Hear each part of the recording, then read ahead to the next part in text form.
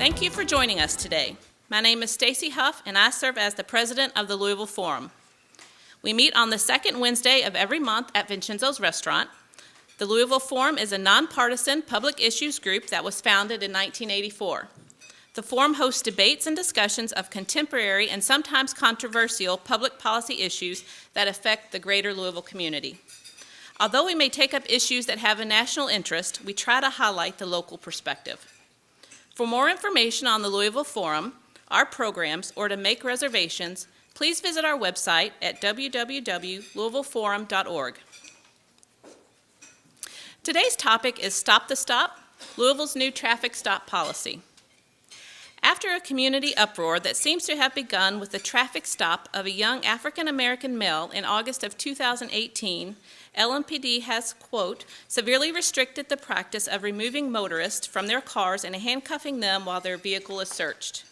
Some members of the community see this policy as a step in the right direction, saying it is the beginning of a positive start for trying to bridge the gap between the police and the community. Others see this new policy as a negative, afraid it will endanger officers and keep them from catching criminals.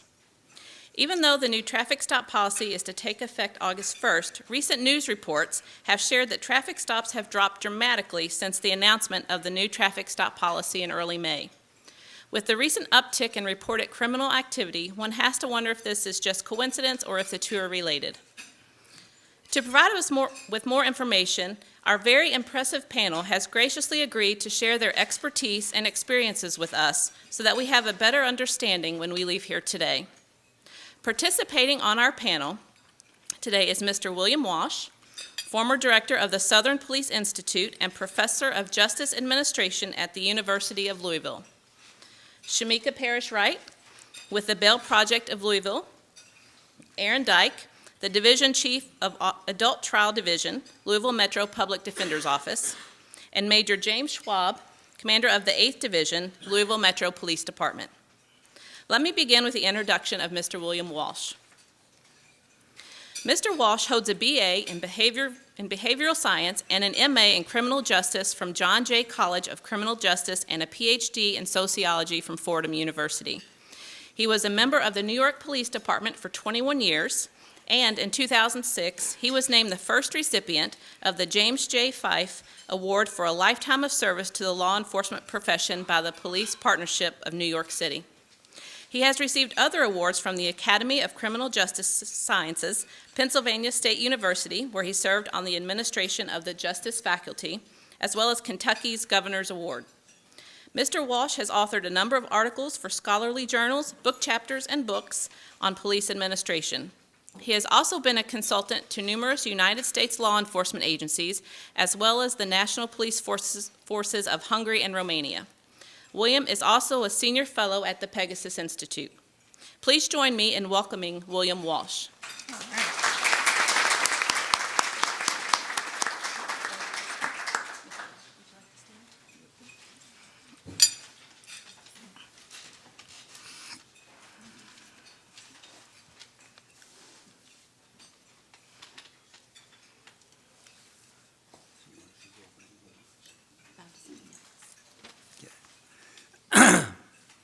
Well, it's nice to be here in this very cool place on this hot day and see some old faces and old friends. We have an interesting topic, the title of which is the new traffic stop policy. And we've all, as Louisville citizens, have seen the news reports of the very high-profile traffic stops that have occurred. We're also very carefully looking at the rising statistics of crime in our city and a homicide rate, which is increasing more than we would like it. And what does that all have to do with traffic stops? And what happens in a traffic stop? The interesting thing about traffic stops is that they are not only a standard police practice for many, many years, but also that they're a very dangerous event. And police officers who engage in it are aware of the fact that they're sometimes stopping vehicles that they can't see into, and they have to deal with a number of people in those vehicles. And they are very concerned about their own protection in doing that. So they adapt a number of behaviors and practices that they have learned through the years and have been taught to them to engage people at a traffic stop. Unfortunately, some of those practices, as we have seen, can be problematic. The idea of taking somebody out of the vehicle, handcuffing them, but whether or not there's probable cause to arrest or you're just operating on reasonable suspicion. And these are some of the events that we have seen. But I don't think at this time we should throw out the practice of traffic stops. But we should understand also that recent research out of Stanford University has indicated that in America today, over 20 million Americans are stopped each year for traffic violations. And making the use of is probably the most common point of interaction between police officers and the citizens they serve. And approximately about 50,000 drivers are stopped on a typical days. Now, where these stops occur and why they occur are driven by the analytics of crime in our communities. And I'm just speaking in general about not so much Louisville, but the eye of criminality, especially in municipal environments.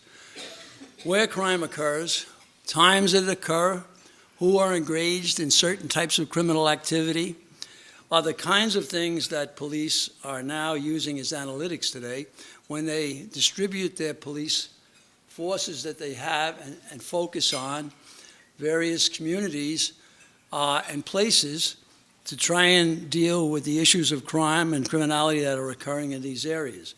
Unfortunately, then, is that we have a constant situation in which police are constantly engaged in interacting in our minority neighborhoods where these events are occurring. And unfortunately, not only the events are occurring, but also where our victims are being represented. The question, though, is whether traffic stops themselves are the appropriate strategy to address the issues of criminality that we're dealing with in our municipal areas. Most recent research, some of which I was referring to, conducted by Stanford University, Open Policing Project, analyzed approximately 200 million records of stop and search data from United States police departments across this nation. They also did some specific municipalities, of which the only one in Kentucky that participated in this particular study was Owensboro. The interesting thing was that they found that there is no immediate or long-term impact of traffic stops on serious crime. And there's significant racial disparity in policing in minorities. In other words, how minority, especially black and Hispanic drivers, are treated. How often they're searched, how often they're cited, or how often they're arrested compared to majority white drivers are significantly different. And this is a problem for all police administrators to deal with and stress in terms of their policy, training, and development of police officers. And this is exactly what the Louisville Metro Police Force is doing in trying to structure the way their officers are responding at traffic stops and handling those stops. And I probably should allow the representative from Louisville Metro Police Department to respond to this better than myself. But the point is that police officers essentially are practicing a craft which they have learned. And that craft that they have learned is really through experiential learning. They're interacting themselves with the people they meet on a daily basis and with the teaching and learning that they have from their police academy days and to the days in which they work with their partners and other people in various police departments. So the way they handle their individuals they meet at a traffic stop is learned behavior. And it's behavior that's structured to protect the officers and to deal with the various situations in which they do. And this is the very thing in which our police department and its command staff are trying to address. Essentially, most operational policy change is always reactive, and it's always developing in response to demands that are placed upon the department and the people who serve in that department. But in any point that I'm trying to make is not only this is developing and changing policy, and it's appropriate for departments to do this, but it's also a problem in the fact that whether it has a direct impact on crime control. And as I mentioned, the latest research out of Stanford says that traffic stops do not have a direct immediate impact or long-term impact on serious crime. What is interesting, though, that there are several departments, including Nashville, which was the site of the study that was entitled Driving While Black, and other major cities around the United States, but especially New York, that departments have been cutting back from their emphasis on traffic stop as an enforcement strategy. And in particular, the New York City Police Department, after a tremendous amount of focus on their practice of stopping and frisking, especially minority citizens and minority communities, which was at the rate of in 2011 of about 700,000 stops by police officers, reduced down in 2017 to 11,000, which is a 95% associate decrease in crime. Not in crime, decrease in traffic stops, but with no accompanying increase in crime. That's what happens when you read notes and you make a speech at the same time. But the interesting point, and I want to, not so much that I am a native New Yorker, or I was, I should say, a native New Yorker who's become a Louisvillian these many years, but the interesting point is this. While all of the situations evolving in that city has, for the last couple of years with police interaction and people and change of police commissioners, New York has one of the safest cities in the United States right now. Their homicide rates are reduced at least by 50 to 75% from what it was in my day when I retired, when I was on the Police Commissioner Robert McGuire's staff as a liaison with the Vera Institute of Justice in 1982. The interesting thing about this is that they're maintaining these low crime statistics and have been maintaining it for the last 7 or 8 years. I don't have an answer how that is being accomplished, but I do know that they have a very complex relationship with the communities they serve and the types that they reach out in community policing and in the types of statistical-driven behavior that they engage in certain places, in certain areas and times in that city to control crime.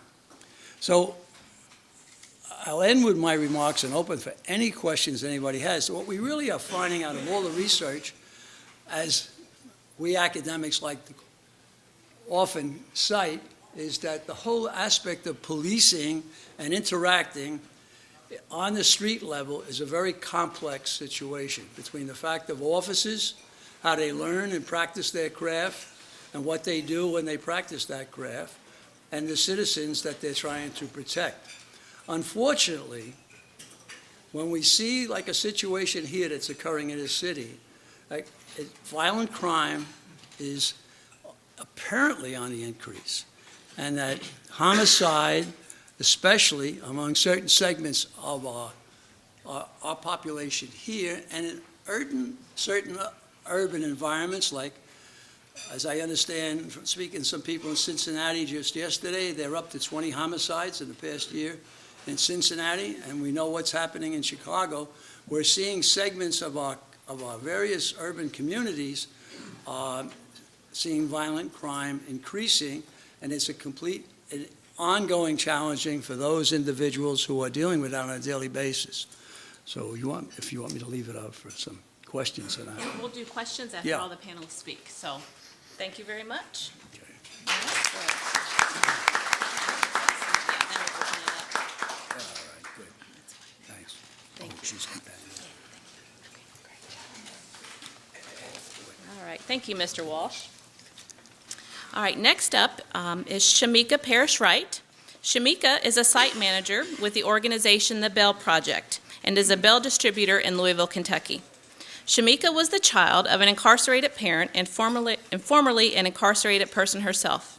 Prior to joining the Bail Project, she has worked as a community and voter empowerment organizer, a project manager, and a campaign manager.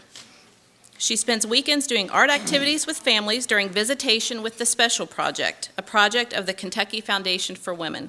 She also serves on the board of the Ann Braden Institute for Social Justice Research Community Council and the Sowers of Justice Network, among others. She holds a degree in human resources, and Shameka lives in Louisville with her partner and 6 children. Let's give Shameka a warm welcome.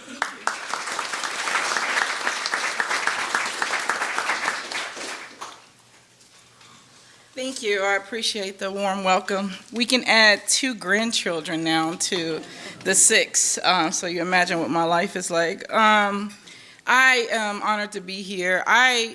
In all that I do, I try to surround myself with a variety of people so I can get the full picture of whatever it is that I'm choosing to work on. I appreciate Mr. Walsh, and I work with a lot of academics. I bring an organic intellectual perspective, but I want you to hear from what it's like being on the ground as she spoke about in my bio, being somebody that's been directly impacted by incarceration on every level, and also being someone who wants to be proactive. I also being a Cincinnati native. So in Cincinnati, where I'm originally from and born and raised, a lot of my family are police officers.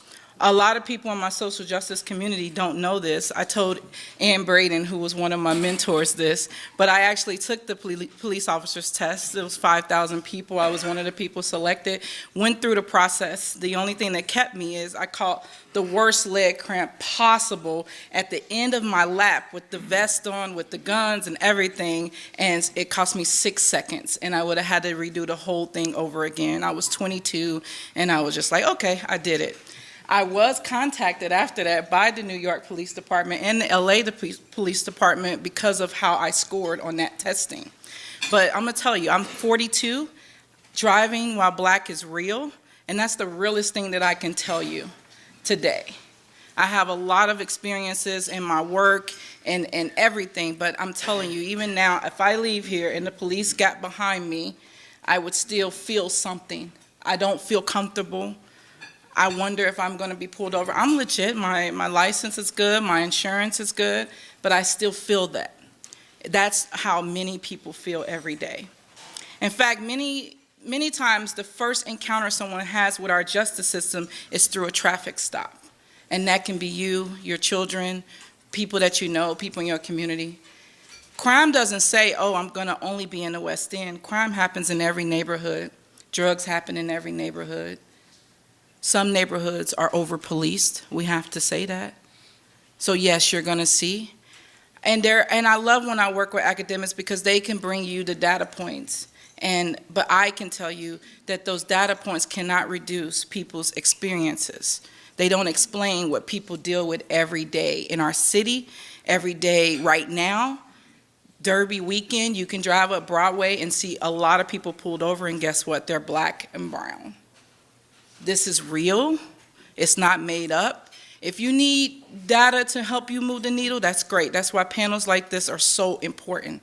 But there's a lot of research out there. But talk to someone. I brought this guide. We have a lot of sites. We have a site in St. Louis with the Bail Project, and there's a guide to knowing your rights. I know the ACLU has a Know Your Rights campaign, but this goes into more detail on what to do when you're pulled over, what your rights are. A lot of people don't know what they can contest or not, and so a lot of people don't. I'm going to do whatever that officer tells you. Being from Cincinnati, Samuel DuBose, who was killed at a traffic stop, was one of my dear friends. He was my best friend's cousin. The street he was killed on, he was shot in the head by a police officer, a University of Cincinnati police officer, was a street that I lived on that he picked me up many times on. We were 16 and 17 years old. I had just talked to him because I had some contract work in Covington, him and my best friend, days before he was murdered.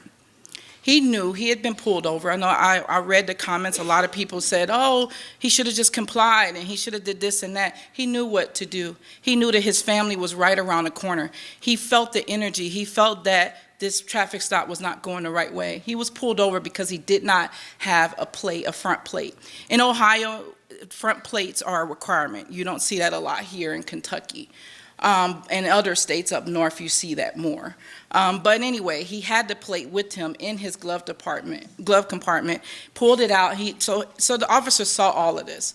He still died. People should not die at traffic stops. I don't think police officers should die, and I also don't think citizens should die at traffic stops. A traffic stop, you should be able to get a warning. You should be able to drive away with your citation. You should not die at a traffic stop. Our very first client with the Bail Project, we came here in 2018 in May, and our very first client is a retired gentleman from West End, Louisville. He was pulled over 13 times for the same offense of registration and car insurance. The mix-up was that he thought that his car insurance was included in his mortgage payment, and so it showed up in the system that he didn't have insurance, but he felt like he was paying his car insurance. This gentleman was pulled over and over again every time. I lived in the West End. We just bought a house in Shively, but before Shively, I lived in the West End, and we lived off of Broadway, 37th and Dorhoffner, and I made my husband sell his truck, because once you get pulled over once, you continue to be pulled over. My husband was pulled over, then he was pulled over again, and I said, you have to sell that truck. It's real.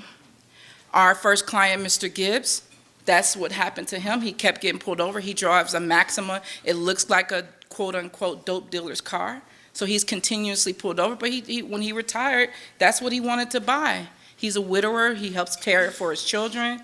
And he was incarcerated on an $800 bond that he could not afford because he's on a fixed income. He had a diabetic episode. He has other medical conditions, and he was not getting the medical care he needed while in there. We paid his bond. He continues to be out. But guess what? Since we paid his bond, he's been pulled over 2 more times. Now, I can tell my husband to sell his truck, but I can't tell Mr. Gibbs to get rid of that damn car. I would, People know, growing up black, you understand and you discuss a lot of things about if you're pulled over by the police, if this happens, we know how to act, right? We're told that, we're taught that. But it doesn't excuse how people are disproportionately pulled over in our communities. People know. My friend Sam knew what his rights was. A lot of people didn't even stop for the University of Cincinnati police because they didn't really consider them as real police. This guy was over 9 blocks away from the University of Cincinnati when he pulled him over. But since I'm at a minute, you can ask me any questions.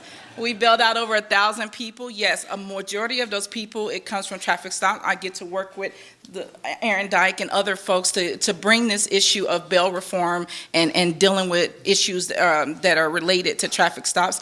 A lot of our clients go from a traffic stop to a felony. A felony. It's just crazy. Anyway, numbers are crazy. There's countless stories from my white coworkers where if they were out and they missed a court date for something related to traffic, they don't get a warrant, a bench warrant, or they have time to fix it. That doesn't happen. My daughter was driving to Shelby County, got pulled over because she did an improper lane change. She missed court because she didn't know where the court place was, and then that was Wednesday. By Friday, they were at our door in Parkland looking for her. People know that if I miss court, they're going to look for me. I just wanted Impacted people need to be able to share their stories and be in these spaces and tell you what's really happening. Do the data, yes, read that, but also understand that there's stories tied to every data point that you are dealing with. One of them told me that in Parkland we see people pulled over, and I lived in Miami. The police would go through the parking lot and check people's tags. I came out from an event. They were checking my tag because I had Kentucky plates still, and then they said, oh, we're going to let you go because you're out of state and it's too much for us to deal with. So people using their discretion when they can is very, very powerful. So I'm happy that there's being movement around changing the traffic stop criteria, but I hope that it's more effective and it doesn't continue to disproportionately lock up brown and black people. Thank you. Great.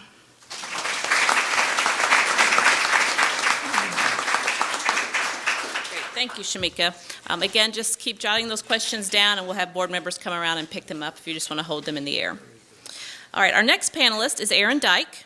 Aaron is a 2006 graduate from American University and a 2011 graduate from Brandeis School of Law at the University of Louisville.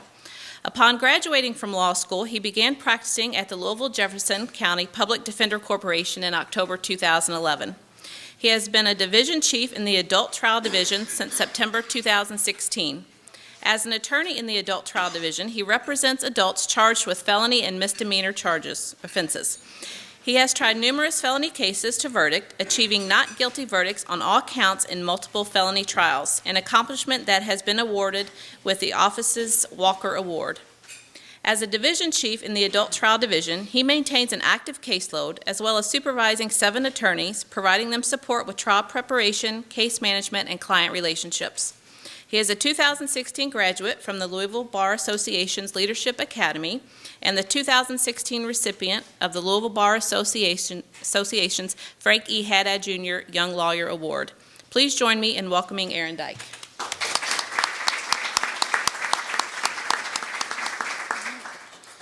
Thank you. I'd like to thank the Louisville Forum for inviting me. You win one suppression motion, and all of a sudden, here you are. So I'd also like to thank the judge in that case who heard the proof and ruled in our favor, and here we are. I'd like to start by talking about some things I think everybody on the panel will agree with. When violent offenses take place in our community, we expect the police to investigate, to arrest when necessary, and to pursue the case throughout the criminal justice system. That's their job, to protect and to serve. And part of protecting is investigating violent offenses and arresting those who have committed those acts. One issue that I think some of us may disagree with is how to go about that investigation and how to identify those individuals who have committed violent offenses or may commit violent offenses in the future.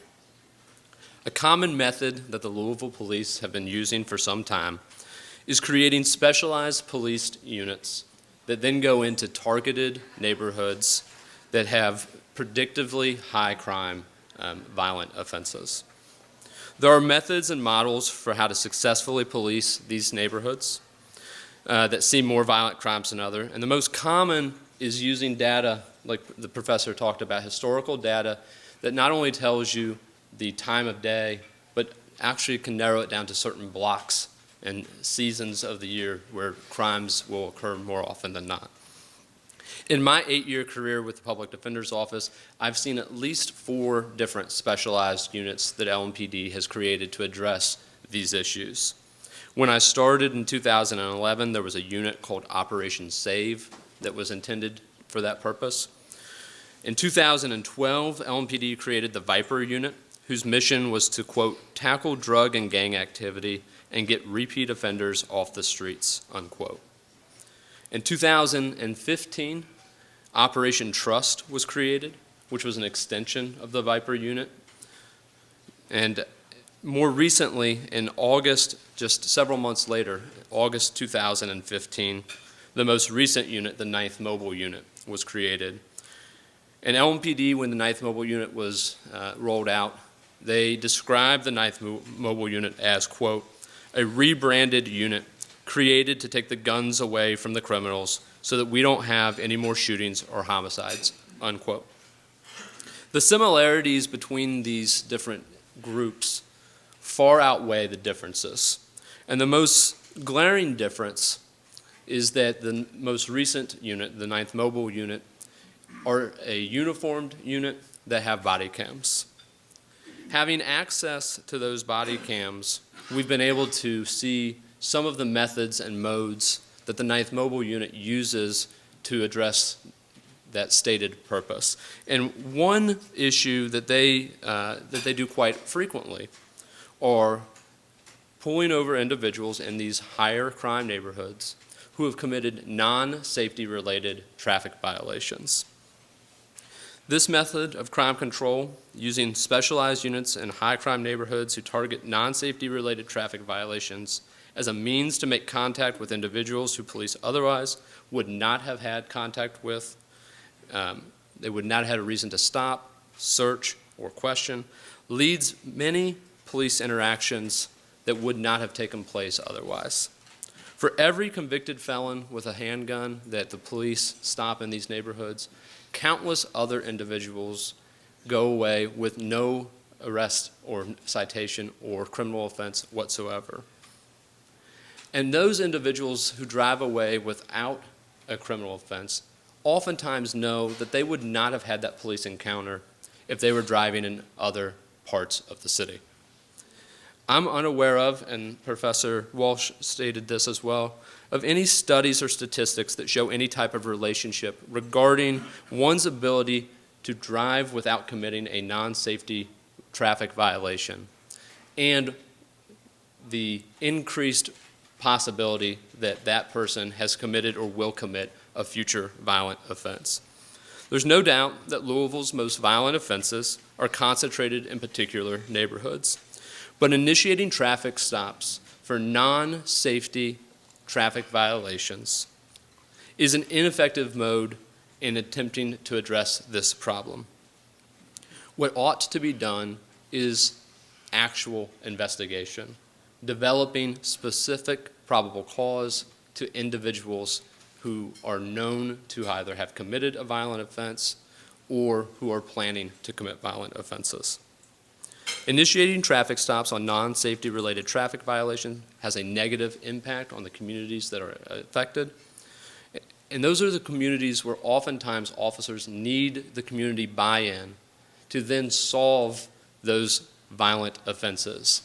By having so many traffic stop interactions that lead to no arrest, no criminal offenses, the community that is impacted that then needs to provide information in these violent offenses is unwilling or unable to come forward. At the end of the day, the practice of targeting high crime neighborhoods for more non-safety related traffic stops than other neighborhoods subjects too many otherwise law-abiding citizens to unreasonable interference with their everyday lives. It has little to no correlation with preventing future violent offenses, and it negatively impacts the community's opinion of the police in the very neighborhoods where officers are oftentimes needing their buy-in in future investigations. Thank you. Thank you, Aaron. All right, and our last panelist, Major Jamie Schwab, began his law enforcement career with the Louisville Division of Police in 1998, serving in the former 1st and 5th districts as a patrol officer. He later went to work as a detective in both the Domestic Violence Unit and Crimes Against Children Unit. After his promotion to sergeant, he served in the 5th District as a patrol supervisor, division resource sergeant, and a criminal investigation sergeant. As a lieutenant, he served in the 4th Division, the Chief's Office, and most recently commanded the Community Policing Unit. He is also a former member of the Hostage Negotiating Team, Special Response Team, and Hazardous Incident Response Team. Major Schwab is a Kentucky Law Enforcement Council certified instructor and a past president of the LMPD Commanding Officers Association. Without further ado, Major James Schwab.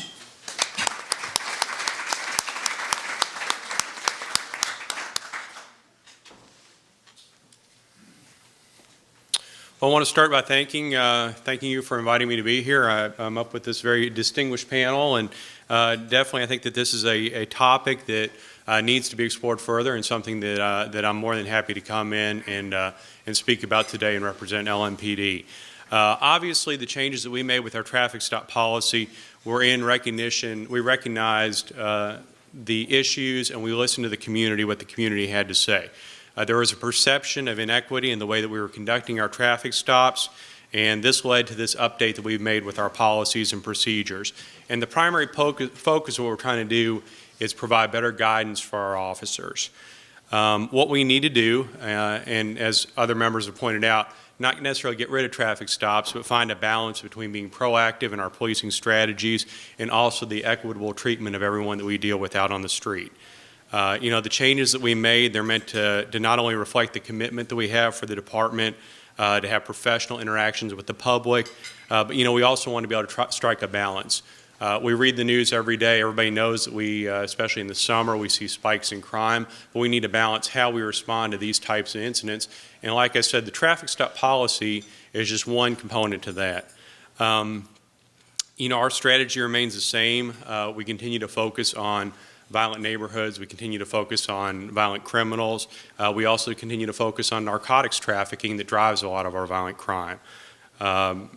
I'm going to talk about the traffic stop policy really quickly because I don't know is everybody familiar with it somewhat? I think that there's been some synopsis in the media, but I'll kind of go through some of the different things that we've introduced with this new policy. So let me begin by saying the new policy will actually take effect August 1st of 2019 after every officer within the department receives a 2-hour block of instruction. And when you think about that, the policy came out, it was introduced in May, and we're getting every officer, over 1,200 officers, through a 2-hour block of training. So it's been a tremendous undertaking to get everyone on board.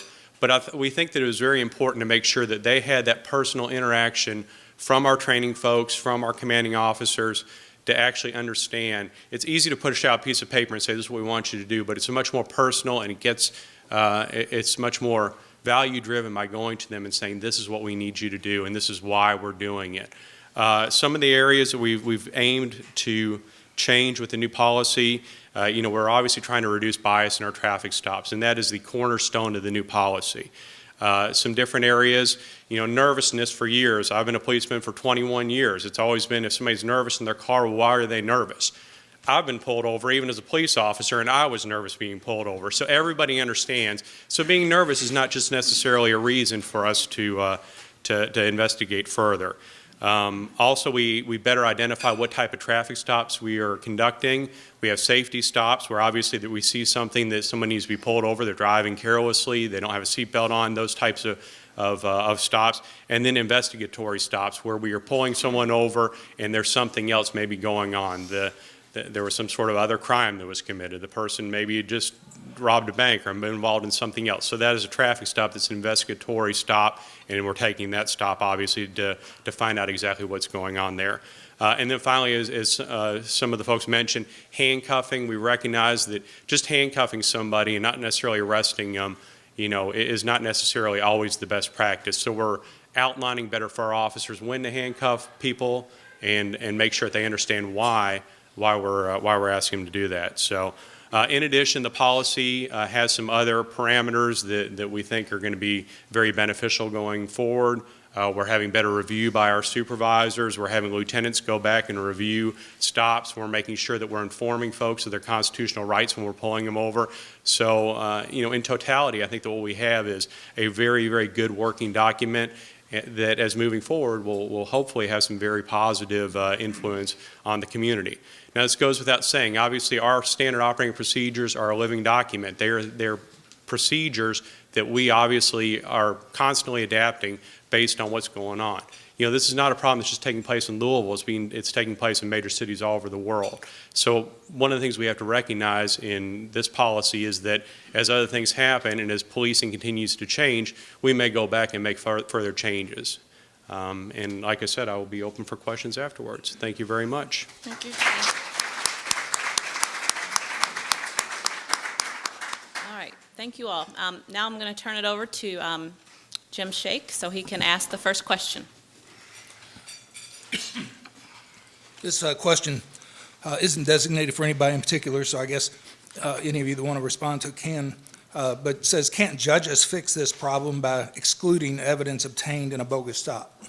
I think you touched on that, Mr. Dyke. In your comments. Obviously, that's one way to take care of the situation after it's taken place. That doesn't, I think, erode the community buy-in or the community's trust with the policing that they're seeing. But if a stop is egregious enough, it obviously can be suppressed, the evidence can be thrown out. But oftentimes what you see is a stop where someone's not, I don't know, their rear license plate is not illuminated. And then, the officer gets up to the car and they're going to say that the individual driving the car was nervous. And you can start sort of going through this checklist of items that if you don't scrutinize closely enough, on its face gives you enough evidence that that's a good stop, and the evidence found should be allowed to be used in court. But with the use of body cams, what we've seen is what's on the citation that would list the reason for the search and seem to be a good search, and what's on the body cam, they don't match. It's just a checklist sort of yes, I know that if I say this, it'll get me over the hurdle. What we're finding with the use of body cams is more stops are being suppressed because there's a little bit more going on than what meets the eye. But I don't think it goes towards building the community's trust to know that, well, I was stopped illegally and the judge said I was stopped illegally. You were still illegally stopped, and I think that still has a negative impact on the community that's being policed that way. I would agree. And besides validating the stop, that's what it seems like sometimes. It's, I pulled you over, so let me figure out, what matches and what doesn't. What we see a lot with our clients is there's a lot of charges that are dumped on them. And a lot of times, a lot of the charges get dropped, and there's one main charge that remains. But it does not, as Mr. Dyke has said, does not improve the relationships. I want us to encourage judges to use whatever they can, and just like I encourage police officers to use their discretion and things like that, and to support them and to know that these are hard decisions to make, but that the way the community sees our justice system is more important too. And safety can be defined in many ways. What it takes for me to feel safe, what it takes for anyone at one of these tables to feel safe is completely different. And so we have to recognize that. And I'm glad to hear both of these gentlemen talk about nervousness. Nervousness does a lot. I was once robbed gunpoint when I was living in the projects in Cincinnati, my first apartment, and the guy comes in, and I can tell that he's nervous, and I was angry, and I was 9 months pregnant, and I knew it was nothing that I can do, but I remember thinking that this guy is so nervous that he might just shoot me because he's nervous. And so, it's a lot of places that we can go, but to answer the main question, yes, yes. Thank you. Keith, next question. Yes, this question is for Major Schwab and Professor Walsh. About how many police hours are taken up in traffic stops? If we limit or reduce the stop, how many reduced police positions or hours would that equate to? In other words, would we be able to reduce costs to the taxpayer if we had fewer stops? And I don't have the exact numbers on LMPD stops. I can tell you we are making less traffic stops now than we have in the past. 2013, we made over 87,000 traffic stops, and we'll average between 40 and 50,000 this year. So we're making almost half as many traffic stops as we did previously. I contend that traffic stops still have to be part of policing strategy. Simply reducing an officer's ability to make a traffic stop is not necessarily going to allow them to do other things. As a commander of a police division, I'll tell you, one of the most common complaints that I get are people speeding, people running stop signs. I get calls on it every single day. And, it would just be, it wouldn't be prudent for me to say, well, we don't want to do as many traffic stops. We want to focus our energies in doing other things. So there will always be a need for us to do traffic stops. But I think that the data really has shown that we have gradually moved away from traffic stops to use other type of tools and techniques to reduce crime. Do you have anything to add? I'd like to add a little bit on that. I think the question on the economics is very interesting, but it's not just the economics. We're talking about here of an issue that's affecting the relationship of the police department and the community that it serves and how that community views all that's going on. What we do know is this, and I will add something a little different in my own experience.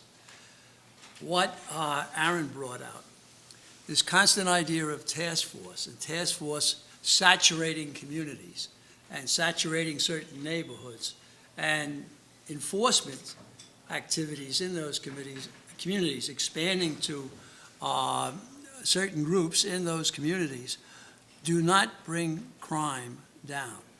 And in fact, what we're seeing now, and as the Major has pointed out, not only is Louisville probably engaging in less traffic stops, that across the nation, last year, the data indicates there's been a 29% reduction in contacts with citizens, especially through traffic enforcement. And many departments are looking at the way these are being handled. Unfortunately, I have an experience going back many, many years ago in my misplaced youth. I spent 5 years in one of those tactical units that you're talking about, Aaron, that worked all the high crime areas of my city, New York City, in the Bronx, Brooklyn, Manhattan. Unfortunately, those 5 years did not accomplish any way in creating a safer New York City. In fact, it was years and years after that, when I left New York, I felt my career was a failure, because New York was infinitely more unsafe than it was when I became a police officer.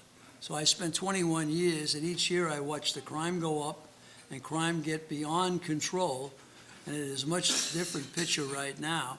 And we relied on continually, as Aaron put out, the same kinds of techniques of creating special units and creating task force that went in, brought in large numbers of arrests that accomplished nothing except alienated the community time and time again from the tactics that were being used.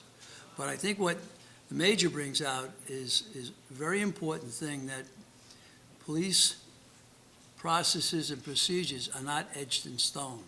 They constantly need to be examined, looked at, not only for their legality, their constitutionality, but also the way in which they relate to the community and how successful they are in actually achieving what they were created for, and whether or not any impact at all is being made on our communities. Across this nation right now, we're starting to see in certain pockets a rise of homicide and violent crime. But it also means that within certain communities, we are losing young people we shouldn't lose. And we are seeing sufferings in those communities that, at this time, I don't think police really have an answer for it. Thank Can I you. say, in relation to community, something I noticed, and I love that you said, you know, it shouldn't be, these practices and policies shouldn't be etched in stone. They should be able to change, and the community impact should see a difference.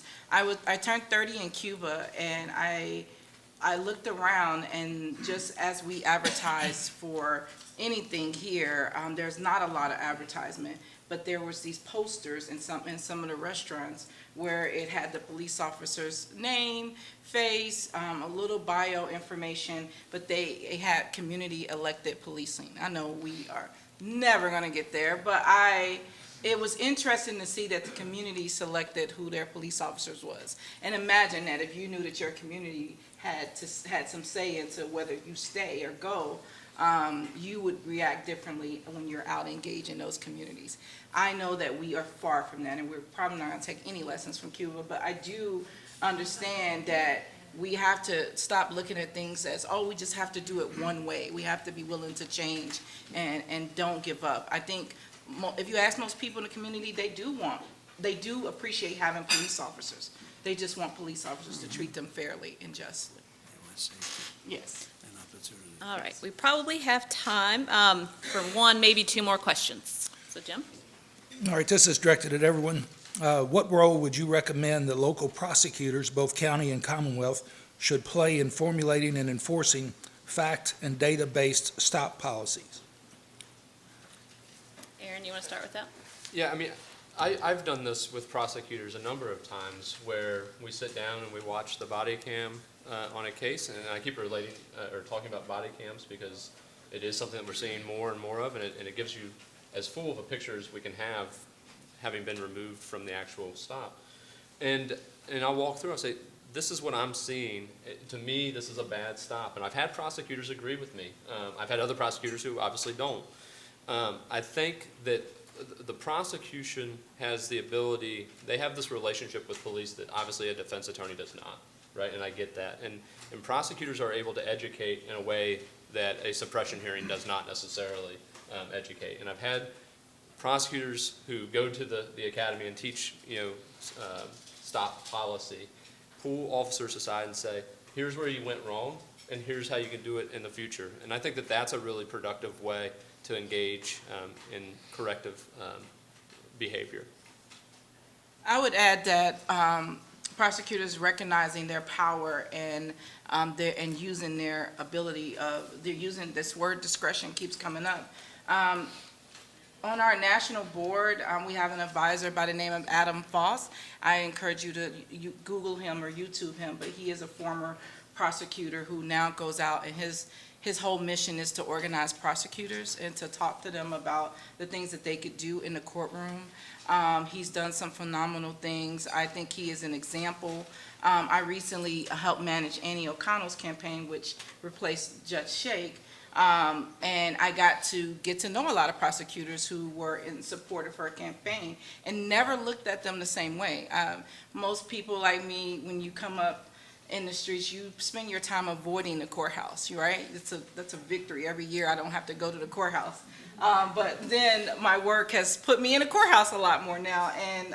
But I've gotten to know a lot of prosecutors, and they believe in justice, and they believe in opportunities, and they're able to see these cases in a way sometimes that some people don't, right? And they can make choices and decisions that would impact these communities that we're dealing with every day that are being over-policed. And it doesn't mean that it should, he's right, that relationship between prosecutors and police officers is very, it's very complicated, but there's a way to do that in a way that is impactful and that changes what we're seeing. It changes when they make a difference, when they say, the example Adam Foss gives is one of the ones. He could have charged this guy with 18 felonies, and he chose not to do that in that way, and that guy is now in a different space. So I'm not saying that can always happen, but there's things that they can do.